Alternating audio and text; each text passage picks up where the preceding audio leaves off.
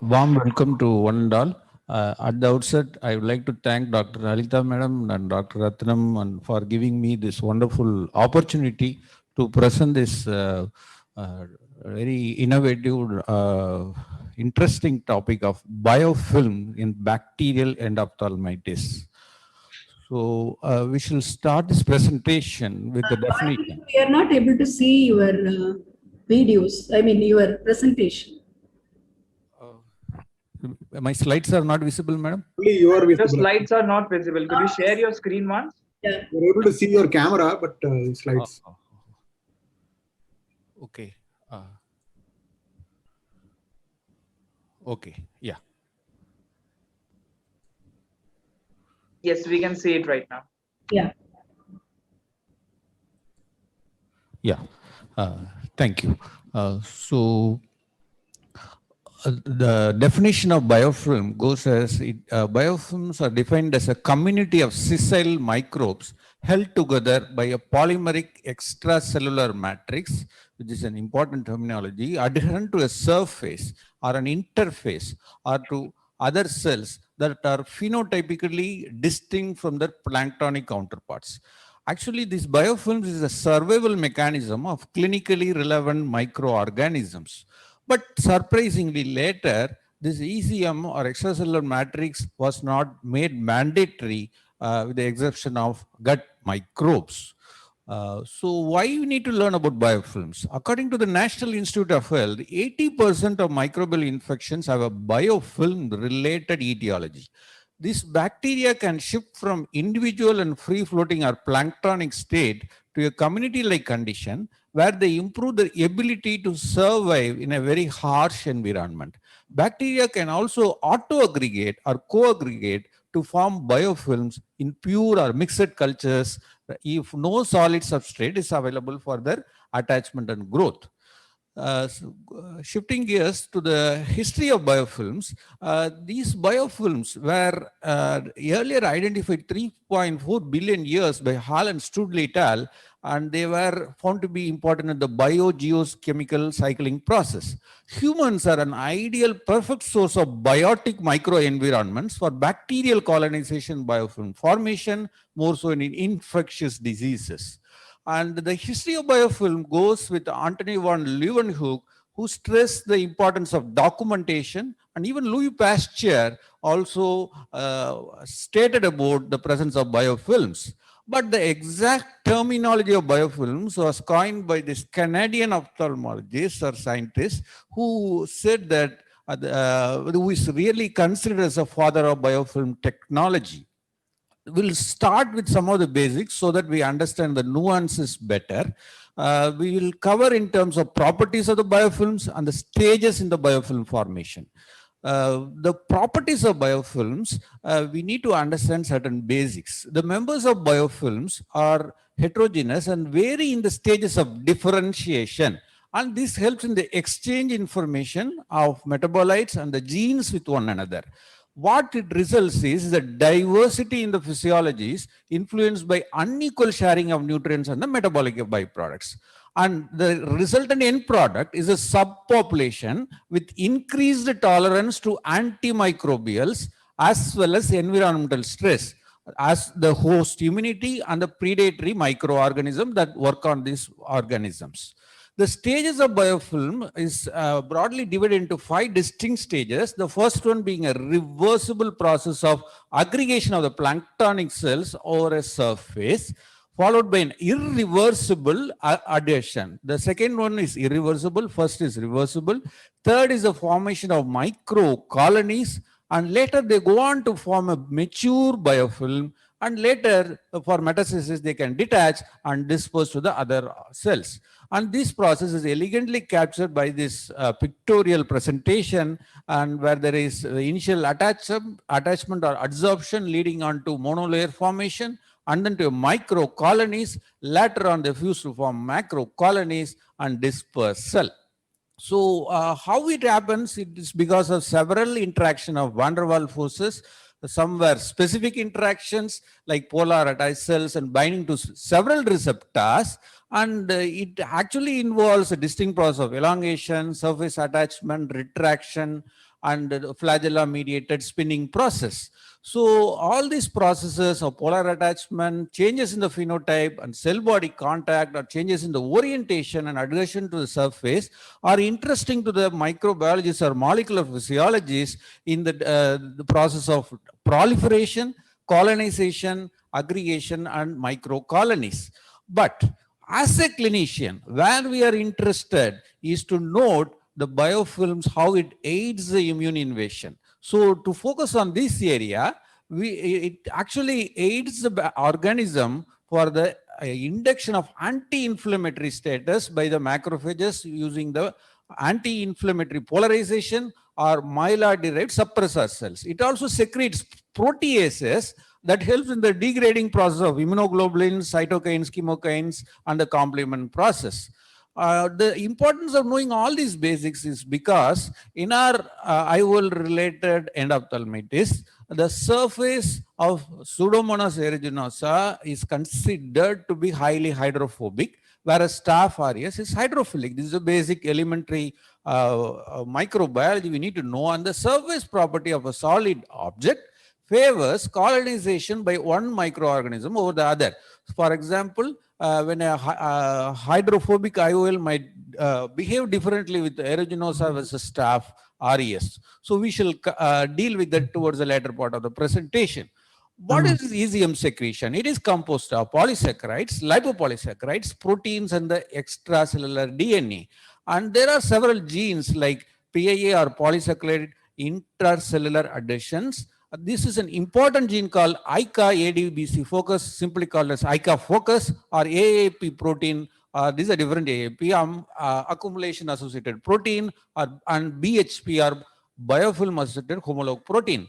Are these genes really present in the eye bacteria? Yes, they are really significant for ophthalmologists. And more interestingly, these biofilms are in a 3D configuration, and it helps the microbe for the gradient generation of different nutrients we have stated earlier, and the biofilms are recalcitrant to the antimicrobial treatment, and the antibiotic susceptibility is reduced by 10 to 1,000 fold compared to the planktonic counterparts.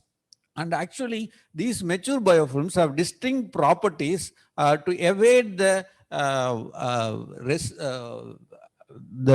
things that work against the growth of the organism, like there is an increased resistance to antimicrobials, physical and mechanical challenges are overcome because of these water channels through which they communicate with each other. So how do they communicate? It is by this phenomena called quorum sensing. And there are several genes expressed for this cell-to-cell signaling involved in the dispersal process, which we have said. And this collective behavior helps in the expression of virulence factor, spreading of beneficial mutations, and the production of EPS matrix, and so on, including the increased antibiotic tolerance. So coming proper to the bacterial endophthalmitis, coagulative negative staphylococci, especially the staph epidermidis, are the most frequently encountered microbes from culture-proven acute endophthalmitis, which we all know. Whereas the delayed onset endophthalmitis is caused by the Propionibacterium acnes, which usually we know that is indolent and persistent and has a lower frequency of hypopyon formation. So biofilm versus endophthalmitis, both staph epidermidis and P. acnes are able to adhere to and form biofilms. So understanding biofilms will help us to understand the physiology, the microbiology, and the treatment part. They also adhere to and form biofilms in the posterior capsular bag. What is a normal ocular flora? We all know it consists of gram-positive organism, with cones being the super common, followed by the different organisms, the healthy conjunctiva, lids and tears, followed by Propionibacterium acnes, Corynebacterium, and the Staph aureus. One interesting fact is not all AC contaminants leads to end off. The reason is there is a very rapid turnover of the aqueous humor. The vitreous contamination is highly serious in contrast to the AC contamination. Why is it? Because the vitreous is relatively static and constitutes a good environment for the establishment of the infection. The PMMA lenses are at a high risk. Why is it? Because they may be contaminated by the commensal during the process of insertion by the large entry wounds, and they carry the organism from the ocular surface to the posterior chamber. So learning biofilms in endophthalmitis is highly relevant because the occurrence of microbes in biofilms is consistent with the low rates of culture positivity from the endophthalmitis samples. These ICA locus and other genes play an integral part in staph biofilm formation. The frequency of ICA genes is as high as 36% from a recent hospital setting interestingly from Indian subcontinent. The landmark article on biofilms happens to be this which identified the ICA locus. So why is it important? The presence of ICA locus confers more ability to form biofilm, whereas ICA negative or non-adherents showed higher rate of attachment as compared to the commensals. Different staphylococcal surface components and even teichoic acid could well recognize the host-derived conditioning biofilm formation that is formed on the surface of the implants following the insertion into the body cavities. Please note that there is an interesting observation. This enzyme called trypsin is capable of inducing biofilm formation even in a non-biofilm forming commensal staph epidermidis that is considered as ICA negative or AAP plus genotype. And this is a wonderful article which says that trypsin has got a distinct role in the formation of biofilm formation even in the absence of ICA locus. The critical factors determining the biofilm formation is the degree of biofilm formation is affected by the material used. For as we said already, the staph epidermidis having the ICA locus forms a stronger biofilms on the different IOL surfaces compared to the one which lacks this locus. So how does the IOL choice is going to matter? The acrylic lenses is more than PMMA and MPC or methyl oxyethyl phosphoryl choline surface modified acrylic lenses, whereas the silicone IOLs do form biofilms, whereas they are weaker. There is an increase in the lipophilicity by you can modify the surface of the acrylic lens by treating with this MPC and decreasing the biofilm formation. So again, these acrylic lenses were more prone to form stronger biofilms, and fluorine treated lenses, PMMA even for that matter, forms the least. The presence of polypropylene haptics in the PMMA IOL increase the biofilm quantity compared to the single piece PMMA IOL. So all these factors are really important in our practical sense. So this is a beautiful confocal laser scanning micrograph where the red which is faintly seen denotes the inactive cells and the green as the active bacteria. This is again the scanning electron microfilm showing the zoomed up photograph of the biofilm formation. As we said, the IOL surface really matters. The hydrophobicity is consistently observed as an important determinant in biofilm formation. So as we said, you can change the surface property by treating with the MPC, fluorine or heparin. But interestingly, this heparin surface modified lenses, although they were really useful in the laboratory setting, in a practical scenario, they really failed miserably. So this is a wonderful article from JCRS which said that there is kinetics of the biofilm varies with the IOLs of choice. That is, the hydrophobic IOLs more than a silicon or a hydrophilic lenses in staph epidermidis shown by this graph. The biofilms can be nicely treated with this simple medicine like ketorolac as well. That really helps us even in the treatment of TAS. And we need to know something about the basics of this biofilm models. There are two basic model systems, the static and the dynamic model. It is enough if you understand that in the static, the nutrient supply is finite, whereas in the dynamic, there is an influx and efflux model available. And that means there is a flow happening in the dynamic model, whereas the flow is not there in a static model, as the name says. So the JCRS article made us to understand the forces that determine the bacterial adhesion by using this model system.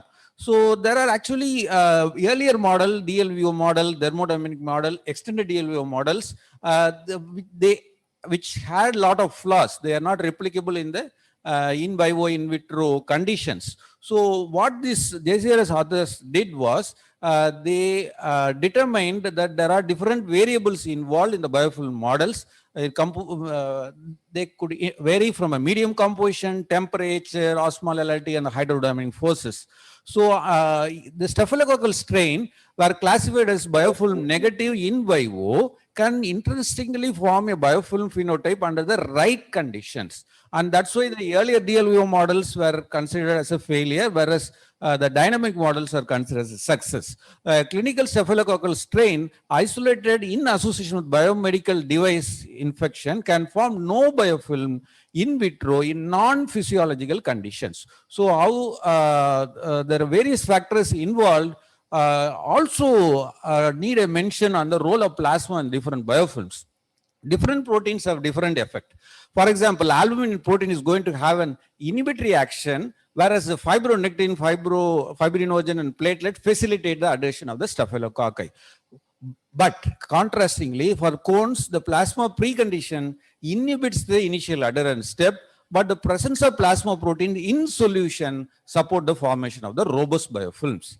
So if you are not able to understand the role of plasma, which is really opposite in staph versus the cones, at least we need to remember that P. acnes came as a surprise to all the researchers because the plasma was an inhibitory factor in the biofilm formation, which we will come across in the towards the later part of the presentation. What is this in vitro in vivo variation we are trying to speak about? So to replicate the in vivo conditions as closely as possible, we need to take into consideration the flow of aqueous current. That means we need to have a dynamic condition by using something called artificial aqueous humor. So how do they designed an artificial aqueous humor using a sterile physiological saline, glucose, yeast extract, casein, and using an inflow and outflow pumping system. So what they propose is the distinct phases in the growth of the biofilm in the PMM, in haptics and the different lenses. They consist of latent phase, dynamic or accelerated growth, linear growth, and the stabilization phase as denoted in this graph. So what they really concluded from different phases is the structural biofilm architecture is modulated by the hydrodynamic flow conditions. In laminar or a low shear flow, the biofilm microcolonies assemble into an amorphous aggregate, roughly hemispherical or cylindrical in shape.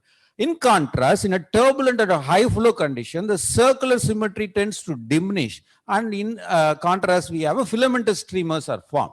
So how the strong versus weak biofilm is going to be formed is biofilms grown in high shear condition are going to be very strong and resistant to the mechanical breakage, and there is a stronger slime matrix and resulting in a strong adherent force. Whereas in a laminar shear flow, they have a low tensile strength and they really break easily. The role of biofilm in nutrient diffusion merits a mention. The nutrients are dissolved in the liquid fluid and diffuse first through the mass transfer boundary layer, then through the biofilm matrix, reach the bacterial. Dr. Balamurugan, Yes. actually your time is up, but since Dr. Lalita is not there, you can take a few more minutes. Yes, madam. I'll finish it at Another minutes, like you try to summarize it. Yes, madam. So there are different forces involved in the metastasis of the biofilm formation, and this in vivo in vitro paradox helps us to understand that sometimes what is a sensitive antibiotic we give, it doesn't respond. The final way is to explant the IOLs. So this is one article which we cannot omit because it said that there is a link between branch chain amino acid responsive transcription of in endophthalmitis repression.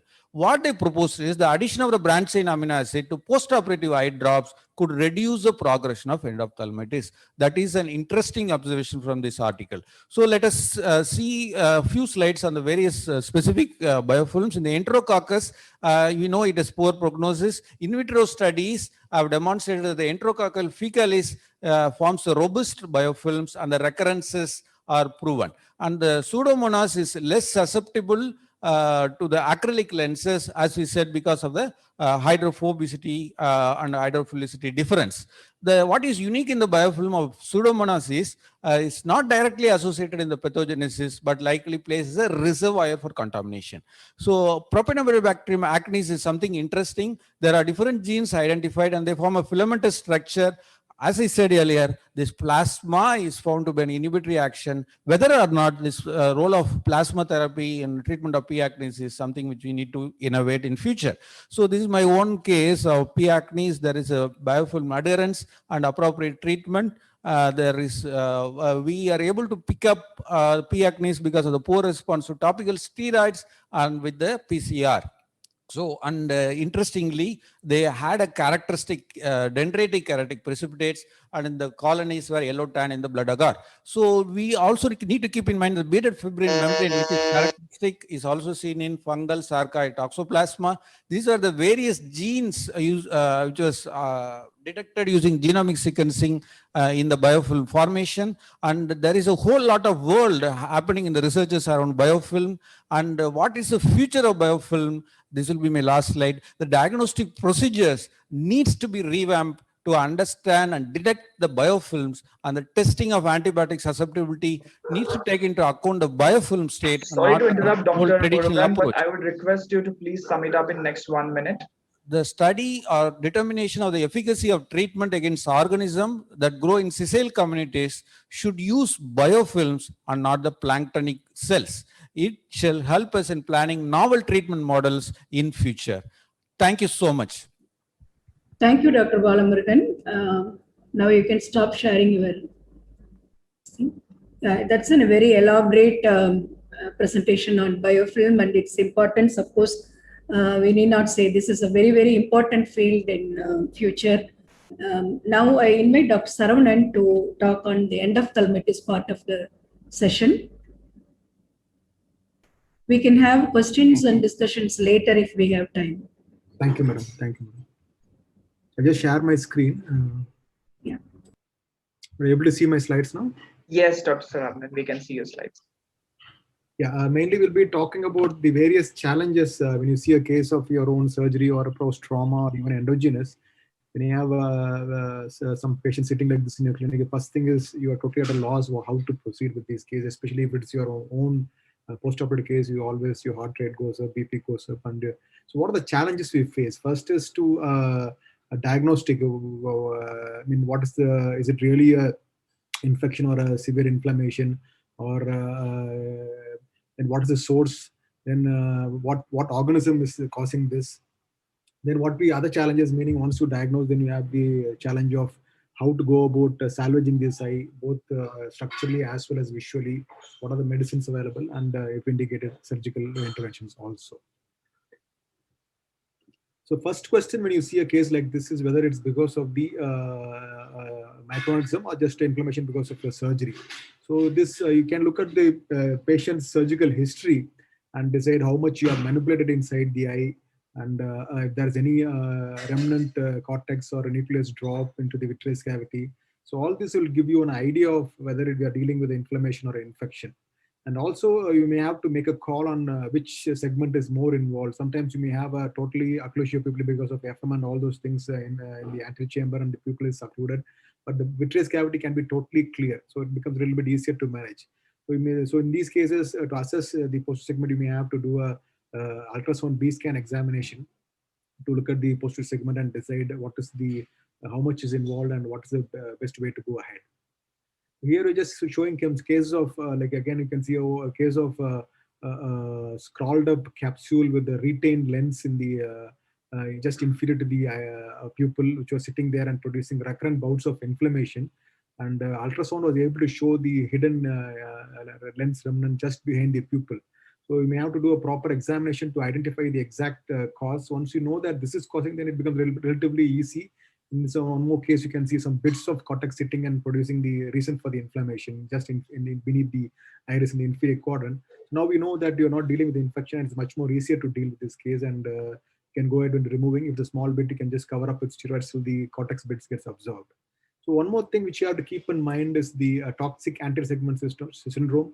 and also the toxic endothelial cell destruction syndrome. So here what we see is limbus to limbus corneal edema with relatively white conjunctiva. Usually the ultrasound will show that the posterior segment is totally free of any changes, but sometimes you can get a little bit of inflammatory vitritis in the, especially the inferior, anterior and inferior lower vitreous because of the gravity. So occasionally you get a minimal amount of vitreous involvement also, but usually what we see is only the anterior chamber is involved. The IOP may be normal or high, or sometimes even low in some of the cases. Mainly you have significant corneal edema, limbus to limbus, disproportional to the intraocular pressure, and also the relatively white conjunctiva. So here we are showing some cases of trace hypopyon with this uniform edema, and the hemorrhage is because of the conjunction is because of the conjunctival involvement because of the SACS surgery. But the causes for this will be from the contaminants in the irrigating solution or the visco which you use during intraoperatively to insert the iris or wash the nucleus, bring out the nucleus. And also the various instruments, Simcoe cannula and all those instruments which are used, sometimes deposits from using a non-reverse osmosis water can also produce salt deposition onto the instruments following this autoclave cycle, which can, when introduced into the eye, can produce all these symptoms. So in this, we can see that the inflammation is seen the very next day, and the patient will not have pain like you would normally expect in a significant inflammation in a patient with the infection. And the treatment, as Dr. Balamurugan pointed out, is steroids is the way to go. Usually topical steroids, and if glaucoma is there, you can cover that up with anti-glaucoma medications also. Systemic steroids may be indicated in severe cases. So in toxic endothelial cell destruction, sometimes after the eye recovers from the inflammation, it can lead to a permanent decompensation also. So you have to keep that in mind. So when you're looking at the microbiological cause of infection, when you want to look at that, first we go by clinical suspicion. We have an idea of what we are dealing with. Then you go about taking a sample from the eye and identifying the organism, and then looking at the sensitivity of various drugs which you are going to use as a treatment option. So when you have a very severe, very fast progressive disease with the total corneal involvement where there is sloughing and necrosis and a significant posterior segment involvement also, then you must assume that you're especially if it's a cluster, we have to decide if you're dealing with a case of a gram-negative Pseudomonas infection. And sometimes even the pneumococcus also can have significant severity because of the toxin-related damage. So in these cases, you may, if you're identifying, you may hike up the steroids, thereby countering this toxin-related inflammatory process. So, and again, when you are dealing with a nocardia, the picture is quite different. You can see the cotton ball, like a big opacity sitting in the anterior chamber, and the ultrasound will show that the vitreous is almost always clear. And you can see the necrosis at the site of section or at the site of paracentesis spots.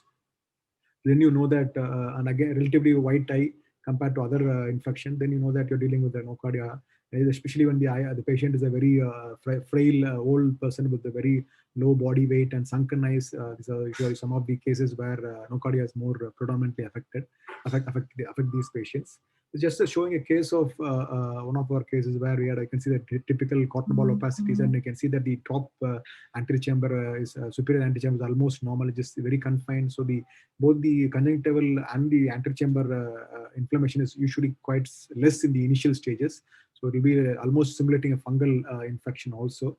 So usually we have seen that in these cases, removing the IOL and bag leads to a much better prognosis. Otherwise, the risk of phthisis is quite significant disease. So usually if there is significant involvement, usually go for a removal of the IOL and the bag.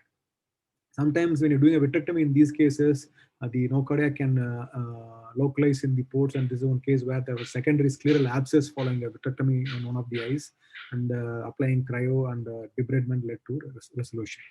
And as Dr. Balamurugan pointed out, propionibacterium, where there's a multiple low-grade inflammation with multiple recurrences, especially in late stages, especially after the ag capsulotomy, we know that you're dealing with the propionibacterium. And fungus, again, regional differences, especially between North India, South India, all the regional differences are there. And we have this atypical fungal can produce this colony-like appearance even inside the eye. So you know that you're dealing with a fungus. So we have a sort of a rough estimation of what we are dealing with from your clinical examination. And once you have this, then you can go for sample collection, which can be, if there's a corneal involvement, you can always do a scraping with a Kimura spatula and then put it on a plate and try to identify immediately what the organism is. If the cornea is clear, then you want to take the anterior chamber aspirate. Vitreous aspirate has the best chance of localizing the organisms compared to anterior chamber aspirate. If the vitreous is involved, the best option would be to go for a vitreous sample. So in case some people have tried centrifuging the bottle fluid also, and if there's endogenous infection involved, then we have to rule out any source of infection from the urine, blood, or sometimes from the abscess in the skin, or post-surgically if you have some pus collection in the surgical field. So as I told you, these are the amount of sample which you need to take from the eye for sending it to the both for sampling as a smear and culture. So using a cutter will reduce the risk of vitreous traction and secondary retinal tears or RD. And cassette fluid can be used sometimes when the amount of aspirated liquid is quite less. Various media have been used to, most common being the gram stain and the GMSA, and also the blood agar, chocolate agar, and the Sabouraud's potato dextrose agar for the fungal. Anaerobic media may be needed for in suspected cases also. So some of the common organisms, as we know, is in a cluster would be Pseudomonas or Haemophilus influenza or Klebsiella. Routinely, what we see in low-grade infection is Staph epidermidis, sometimes Streptococcus, and Bacillus cereus you see often in post-traumatic infections. And depending upon the area you live in, fungi can be a little bit more common than other organisms also, especially the post-operative setting. So doing a culture and looking at the sensitivity also will help you to choose the more specific drug to kill this organism. And sometimes just taking a vitreous sample or a anterior chamber sample may not be enough to identify the offending organism. So like in this case where there are multiple recurrences in spite because they cannot localize, and finally the IOL had to be removed and inoculated on the plate, which again showed the presence of Aspergillus fumigatus infection in this patient, which was then treated with both intravitreal amphotericin and oral voriconazole medications. And followed by, so IOL removal led to resolution of infection in these patients, followed up by later on by anterior chamber IOL implantation. Again, this was one more case of Propionibacter macnus, where again my repeated biopsies were unable to show the offending organism. And again, the bag removal, which was sent for examination, the histopathology examination was able to identify the cause of infection in this particular patient. So sometimes it is one of a series of from Madurai of the Burkholder or Chapachier. Sometimes even though anterior chamber may be negative, we can even send the it was producing abscess at the site of corneal incision where the section was made for inserting the foldable IOL. Sending the cut cornea for culture can also provide the cause for the causing bug. So this is one more case where the routine biopsies were proven to be there was no negative, but once they did a PCR of the aspirate, they were able to show that Mycobacterium cheilanae was this was actually a trophic ulcer following a SIDWA infection. After a PKP, he developed a chronic indolent infection, which later turned out to be PCR positive for Mycobacterium. And later on, they took a vitreous sample and they were able to prove that the acid-fast bacilli was localized in the vitreous cavity also. So now we have the PCR, which can be done, routine PCR for eubacteria or panfungal can be done. And again, we have one of our companies in Bangalore, which is Exciton, which produces very fast, within 26 hours, 24 hours. If you are in the city, you can get it within 6 hours. They have immediate detection of PCR positivity. They have separate panels for both endophthalmitis as well as UVS panel, where you have the viral and the Mycobacterium panel. And this is for the routine post-operative infection where all these organisms tested. You can get an immediate result, especially if there's a severe infection where you are pressed for time and you want to treat to get a maximum outcome. So going for PCR can help you. So once you are diagnosed, then the other challenges are how to go about treating these patients. What are the antibiotics, what are the antibiotics which or antifungals which are given, and whether silicone oil has a role. So silicone oil, some people have tried as a bacteriostatic, but again, it's not been proven to be that very because there are studies showing the growth of in vitro growth of organisms under silicon oil. So silicon oil as a bacteriostatic is questionable benefit actually. So the drugs should be ideal one where there should be broad spectrum, especially when you don't know what the offending organism is there. When you want to start the therapy, you may have to go for both coverage of vancomycin. Vancomycin for the drugs for gram positive. Usually the choice is the vancomycin, and for gram negative, ceftazidime is the first choice because amikacin and gentamicin, aminoglycosides, it can cause macular infarction as a toxicity. We're suspecting fungal infection either from the clinical appearance or based on the your region. That's the first choice. Then you have to go for amphotericin B or voriconazole injection. And steroids can be given, especially when you know that the infection is getting and controlling again, going for repeat intravitreal antibiotics. And dexamethasone can be added if you're happy with the recovery process to counter the intraocular inflammatory apart from the infection itself. This is a case of a macular infarction following an intravitreal amikacin injection. This is one of the complications. So amikacin is not the first choice, but it can be used for cluster infection where ceftazidime may be resistant, and also it's one of the choice for nocardia also. Both vancomycin and amikacin have very good effect against nocardia, but it's the second choice, not the first choice, because of this complication. So when you're dealing with the cluster infection, again, the first choice is always not ceftazidime because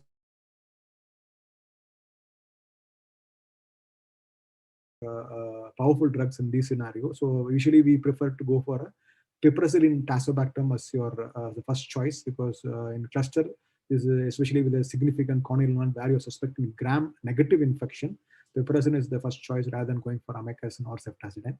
So once you have a culture and you feel that it is resistant to all these drugs, then you can other choices are colistin, polymyxin B, and imipenem. And rarely tried drugs have been carbonicillin, ticaricillin, Astronam also. Usually vancomycin resistance is not that very common, but if you have proven that vancomycin resistant in a gram-positive organism, if vancomycin resistance has been proved by culture, then other choices have been ciprofloxacin, moxifloxacin you can directly use from the bottle itself directly because it's preservative-free. And then oral linezolid also has been very, very useful in these rare scenarios where vancomycin is showing resistance. Just showing some surgical videos on how to go about collecting samples. So this is a video showing the taking an antechamber aspirate using a 24 gauge needle. So try to take at least 0.4 to 0.5 sample. And using a 24 gauge needle, you can take from the vitreous directly. But sometimes the vitreous is a very gel form. It may not be possible to get a sample by just the syringe technique, and plain vitreous biopsy also the risk of causing traction and inadvertent unintentional retinal tears. So needle is not the choice, but if you're an anti-segment surgeon where you don't have access to vitrectomy instruments, needle can be dried directly. And then initially when you don't have a diagnosis, vancomycin and ceftazidime is the first drug of choice. So when you don't have calipers and all those things, once the syringe has got a diameter of 3.5, just pressing it on the limbus will give you the site where you want to enter. Just to rotate that, you will get a circular impression, and this will be the edge of that will be the site for taking your vitreous sample and giving the intravitreal. I think actually your time is up, but you can take few more minutes. Few slides. Yes. So this is just showing the core vitrectomy in progress. So when there is a significant corneal edema, we use AC. We don't want to place the infusion in subretinal or suprachoroidal space. Sometimes you place the infusion in the anterior chamber to prevent iatrogenic injury to the posterior segment structures. So here the aim is to first clear the media, and if the media is clear enough to go ahead, we always try to induce the PVD at least in the posterior pole. So previously it was only core vitrectomy, but nowadays the choice is to do as much vitrectomy as possible because this gives you a much better and faster recovery following the infection. So provided the media is clear, you can be as thorough as possible. If the media is not clear, then this is how to deal with the thick anterior chamber membranes, especially in an nocardia infection. You have very, very thick anterior chamber membranes. Rather than trying to directly pull with McPherson, so inject visco and then pull it from the limbus towards the center by using a Sinskey hook. And this will separate from all the corners. And then this central part can be dealt with either a small gauge intraocular forceps or the McPherson forceps. Showing the surgery in progress, how the Sinskey hook is used to separate from all the edges of the angle. So otherwise it will come in piecemeal. This way you can remove it in toto. So nocardia infection, when you're trying to remove the IOL and bag, one thing you have to keep in mind is the presence of inflammatory membrane just beneath the iris, apart from the granulomas which are sitting in the anterior chamber.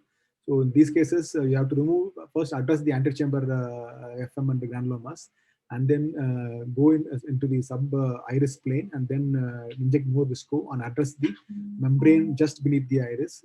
So then you have to loosen all the zonules, first remove the IOL and then loosen all the zonules and try to remove the bag in toto, because small remnants of leftover bag can produce recurrent infection in the eyes. So when you have a cluster, sometimes you end up with severe corneal involvement, and doing vitrectomy in these eyes can be a little bit difficult. You may have to go for a temporary K-Pro in these eyes to deal with the very severe presentation, like in this case, where there's a significant infection following the cluster. So I think I'll end there, but I just wanted to point out that Aurolab has got a e-kit, which is available as a single pack, where suppose you have an infection in your theater, all the items needed for doing a vitreous biopsy and intravitreal injection, right from the cotton swab to the speculum to the drape to all the drugs to be mixed, all the cannulas, everything is there as a single box. And especially if you're sitting in a periphery and trying to source at short notice is difficult, you can all have this e-kit at handy, so you can deal with the infections as and when. So to conclude, early detection of all these infections is very critical, and prompt referral if you're not having backup vitreoretinal surgeon, and proper care can lead to better outcomes and to preventing of late complications. Thank you. Thank you, Dr. Saravanan. Actually, you covered a little bit of Lalita's talks also. Very helpful. Thank you. And now let me go on with my topic of challenges of keratitis.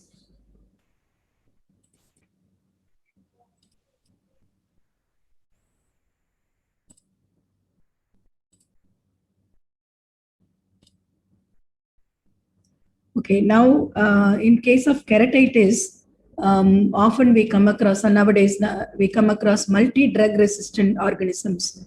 So now we have to, whenever we come across an infection which is not helping or which is not responding to treatment, then we have to keep this in mind, and we have to go on to look for any, is it a multi-drug resistant organism which is resistant to more than one antibiotic or antimicrobial agent. So these are some of the data from our lab, Aurolab, from Aravind Micro Lab.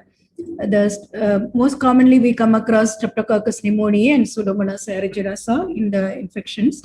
And in case of strep pneumoniae, we come across about 2.4% of MDR isolates, and they are least susceptible to fluoroquinolones also.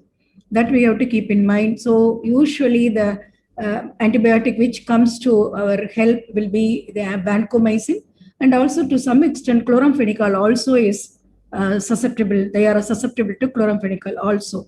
This is a good thing. Hopefully, so far chloramphenicol generally being preferred only by the corneal people, not in the not a fancy drug, so not in the common use. But I hope that it will remain in the same way, so that we can use it whenever we come across a MDR, especially a gram-positive organism. And same way, methicillin-resistant Staph aureus also, we can have MDR in this also. And here again, they are 100% resistant to all fluoroquinolones, and they are 100% susceptible to vancomycin. Again, the good news is they have good sensitivity to chloramphenicol. And coming to Pseudomonas aeruginosa, which is the commonest gram-negative organism, again, MDR Pseudomonas can be 9.6% in our data, and they again show decreased susceptibility rate to fluoroquinolones. And still, ceftazidime and polymyxin they are sensitive, and also we have other drugs like piperacillin and their group. Coming to the other way how the lab can help. In addition to the specific MDR results like this, labs can also can guide us what is the overall susceptibility pattern in our area for the common organisms, need not be multi-drug resistant. So from the mud study, what we come across is voriconazole is not that effective against Fusarium even in the in vitro susceptibility. Same way the Aspergillus did not show good susceptibility to natamycin. That much information we could get. And again, in the over the period when the mud study was going on, what they have observed is increased resistant or increased MAC value for the Aspergillus, for the Fusarium filamentous fungi overall, for the Oriconosol specifically. This was a very concern and very worrisome information. And then they correlated, the similar thing was proposed, presented in other nature journals also. And what they propose is the Oriconosol is being used in the commonly used some of the pesticides that we use in the agriculture, and that could be the reason for their resistance. Many of the organisms started showing resistance to this, not even pathogens from the organs, but also from the soil samples also. So this kind of things can warn us that a particular drug which slowly develops kind of a resistance. And also, like not only this, when we come across a gram-negative situation, first we have to think why it has become gram-negative. Maybe the patient present with already using with a cocktail of drugs. So give a washout period and stop all these things. And then after that, again, repeat your culture. And not only that, how we are taking the culture is scraping also is very important, the sample. All this slough, no, they are not going to give any organism. So they have to be removed, and then the material should be actually taken from the floor or from the side of the actual infiltrative area. And some of the organisms will not grow in the culture, like Microsporidium. So you have to rely on the smear study. So smear study is not something very simple. This is very, very important. And the beauty of it, if you are trained, you can even use it by yourself before reaching a lab support.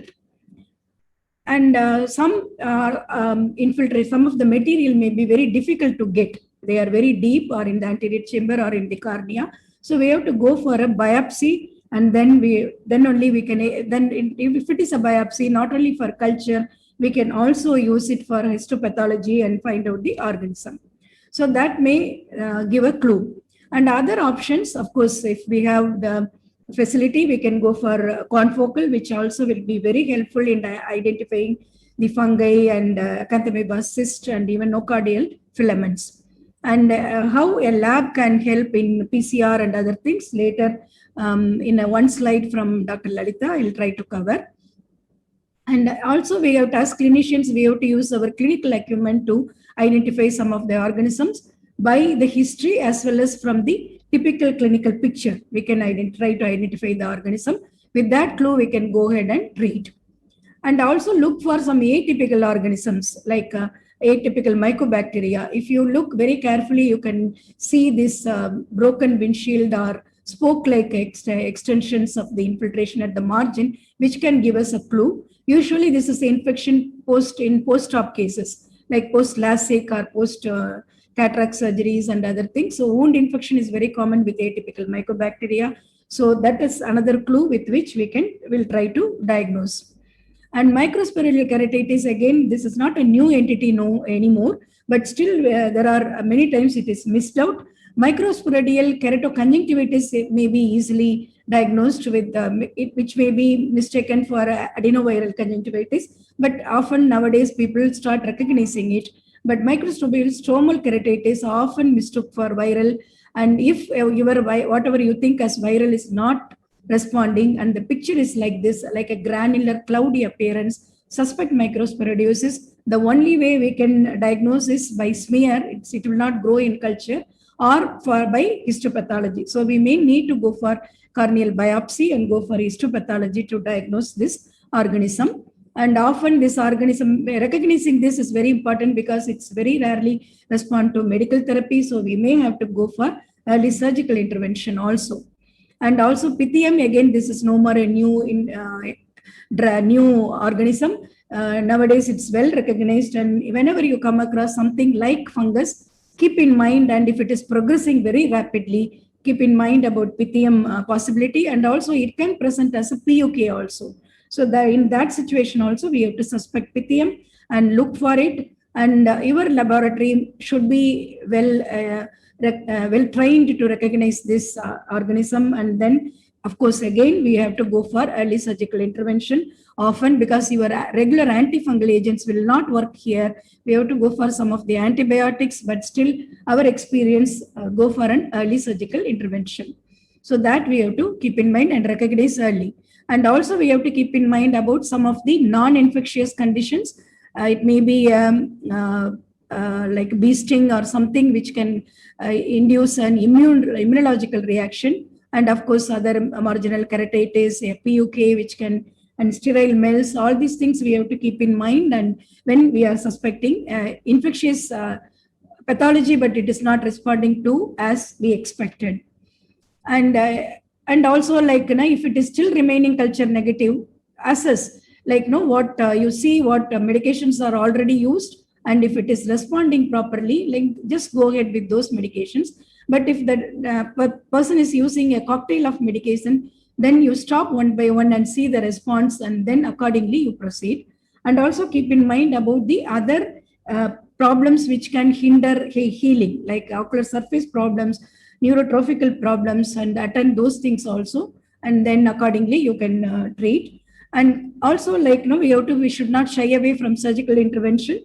Whenever you come across an infection which is not responding to your medical therapy, even if you recognize the pathogen and still it is not responding to your regular therapy, and if it is very, like, full of a bag of pus, or it is going towards the limbus, then it is time for you to intervene surgically.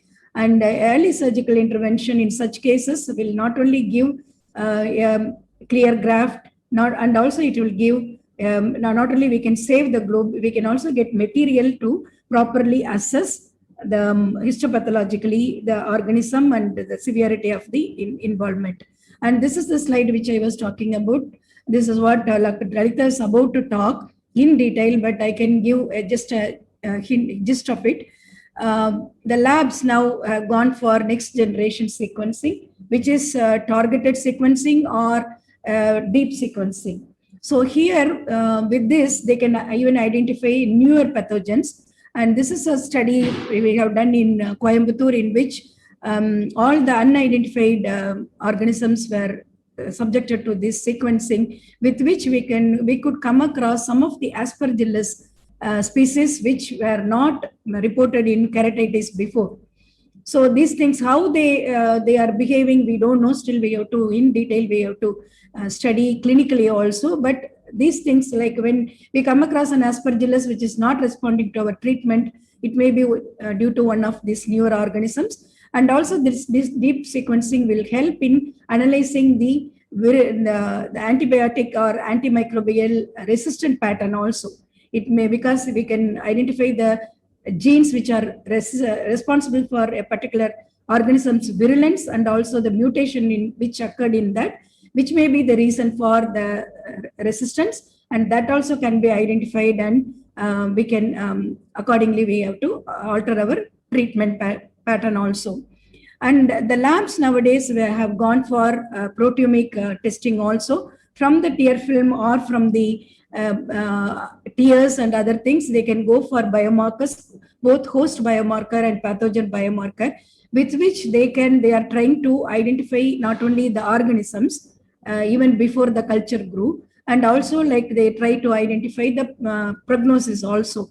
A particular presence of a particular type of biomarker can predict that the prognosis is going to be poor in this case for medical therapy, or, like, we can go plan for early surgical intervention, or we can identify Aspergillus flavus from Fusarium by biomarker itself.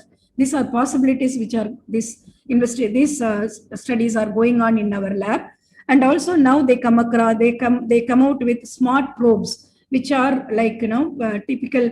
They are probes developed for different organisms, and they are also they have some stains and dyes. So with the smear study itself, they can identify what kind of organism it is, Staph aureus or Staph gram-negative positive, and Staph aureus or Strep pneumo or pneumococci, like that they can identify. Of course, they might need a fluorescent microscope now, but they are about to crack it, like, so that in future they can just do it with a regular UV or a regular light source itself. So this kind of development can help in the vision centers and other areas, primary health areas, where they can identify a possible organism, start some treatment, and then even untrained technicians can do this, and then they can refer the people to the higher centers. And also all this enormous data they are collecting, and in the development of artificial intelligence, which will help us later to further easy diagnosis and further planning our management also. These are some of the areas labs are going towards, and maybe in near future we may get more and more help from them. And in conclusion, culture negativity we need not bother, because even in good labs there's quite a possibility that culture negativity will occur in 30 to 40% of cases times. And try maximum to get the microbiological clue, and use your clinical equipment also to diagnose. And the therapeutic trial also will help in the diagnosis and in the management. And think about other causes of ulceration, and don't hesitate to go for surgical intervention in these cases. Thank you.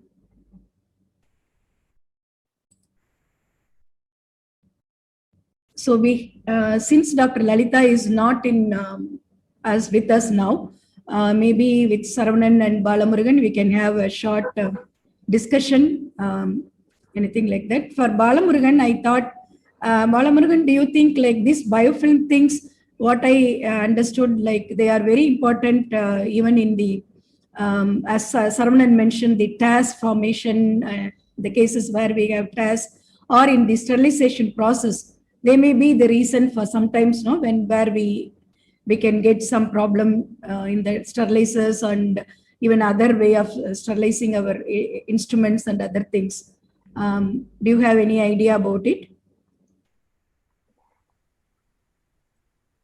As you said, Madam, each of our steps in our sterilization needs special focus to ensure that we give a best possible care and prevent and diagnose and treat the endophthalmitis. And even in TAS, the biofilms have got a very important role. One interesting concept is the P. acnes from the research, from the bench side to practice, is the plasma is found to be inhibitory effect on the P. acnes.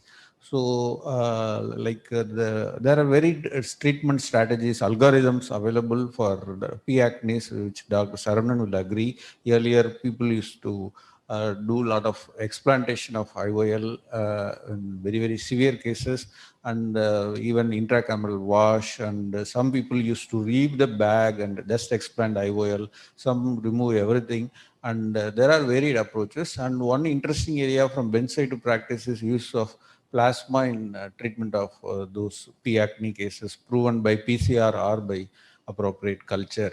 So, which can be a take-home message from the from this interesting concept of biofilms in relevant to the varied endophthalmitis.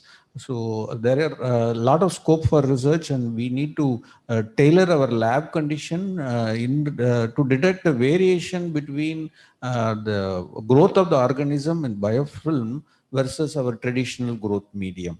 Because as we know that there is a lot of culture negative endophthalmitis, and maybe in those cases our management algorithm should tune ourselves how we can proceed further in designing these dynamic models, which could be, maybe in future we may get those models to simulate the dynamic flow conditions of the aqueous, and so that we will be able to better characterize the organisms, because the static versus dynamic, there is a whole lot of difference.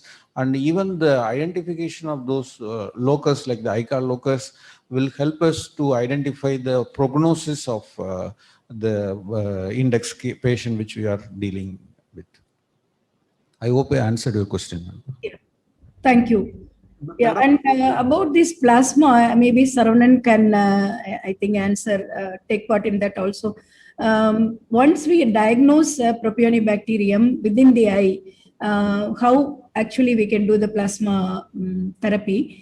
But yeah, Saravanan can answer, I think. I think Balamurugan, as he had one case where he showed what was done in that. Yeah.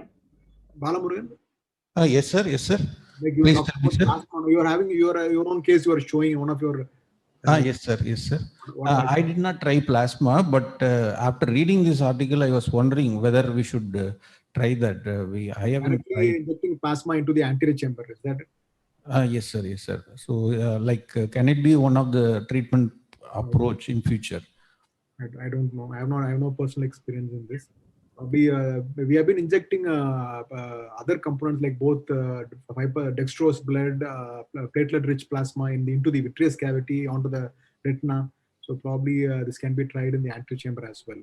It's a more therapeutic. There we are using it for other indications, for healing, more of inducing a healing process. But this is actually inhibitory property we can try.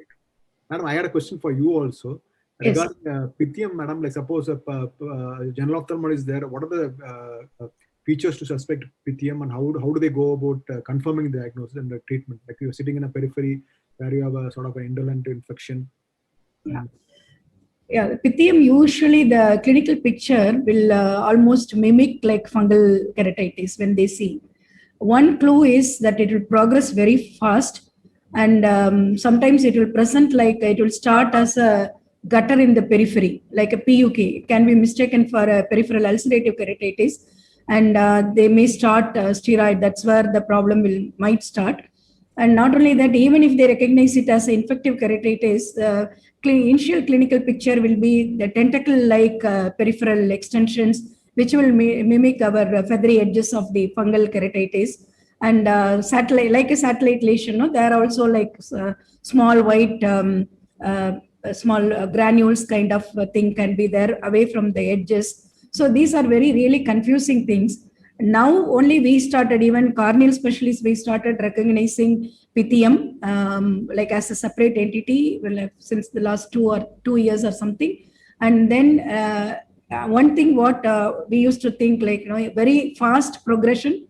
And now if you look very carefully, this large tentacle-like extensions or an ulcer which started showing kind of a PUK kind of picture, then we'll have a strong suspicion. And the problem is to recognize that, otherwise in the periphery is very difficult. Even in the regular labs, because they have to be, the microbiologist should be well trained in that, to look for the non-septate large filaments without any branching. And they have to actually demonstrate the zoospores to clinch the diagnosis. That's why, like, if it is progressing even with antifungal therapy, then either immediately you have to refer to a center where they can identify, or like you also add the antibiotics which are recommended, like this azithromycin or those kind of things. But still, pythium, even in our center, when we know like it is pythium or strongly suspect pythium, we go for early surgical intervention. Because my personal feeling, trying a medical therapy is not going to be very helpful in these cases. What about addressing the lid margin, madam? Pardon? Lid, how to go about addressing the lids, madam, in this? Lid margins? That oil, the oil which you apply in some of the cases. No, that is not pythium, Saravanan. That is, I think you mean the mites. You talk about the mites. Yeah. The pythium is an actual infection which occurs in the cornea. Okay. It's a zoomycotina. So oomycotina, it's not a fungus actually. So it is this, since it doesn't have the ergosterol in its cell wall, it will not respond to the regular antifungal agents.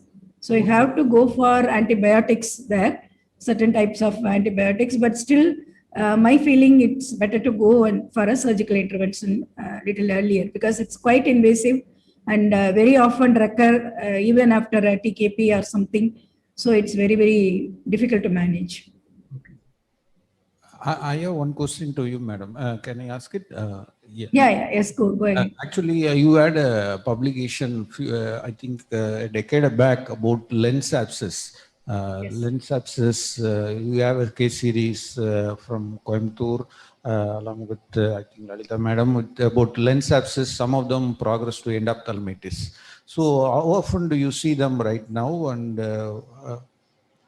Yeah, we do see now also sporadically. Not, I don't know the reason now. It's not that very commonly we come across. This is usually will follow a very short stiletto type of injury, like a thorn injury or a needle injury. Yes. Many times you won't even the person may not even remember that injury, and you can see a small scar, full thickness entry scar in the cornea. If they come early, you may see this wound track, but usually it will be just a needle track kind of thing. And also you can see a small breach in the anterior capsule. Yes, The yes. thing is, the anterior capsule will seal immediately. That's why it will not go develop into a frank traumatic cataract or something, but these organisms will get inoculated in there. And this abscess, what we are seeing is not only the organism infective reaction, that it is an immunological reaction also to the lens matter. And this abscess will develop within the lens matter. And sometimes, unless you dilate, you will even miss it out. That only a small posterior synechiae, point posterior synechiae where you can see. So Yes, only yes. if you dilate, you can see the homogeneous white thing will be in the lens. So that's how we have to. So any small injury or you can't even make out an injury, but if it is the inflammation is persistent, they will respond to steroid also because it's an immunological reaction also. But once you stop steroid, there again hypopion will come, again these things will come. And in severe cases, recently we had a small girl who came like that, and Saravanan knew, like she went in for even phthisis, because in children this reaction can be like an like very very severe reaction, cyclitic membrane, all those things will form, and it's very difficult to manage.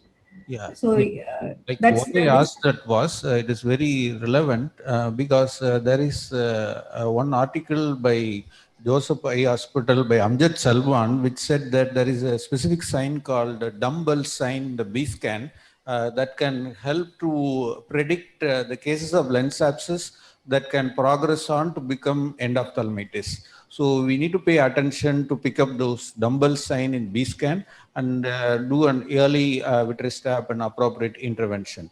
I agree. I think you will agree with me that in such cases you will not plan for a primary IOL implantation because the lens itself is a nidus for infection, and we will first explant the lens and find out the appropriate culture sensitivity and plan as a stage procedure after some, say, 3 months of quiescence.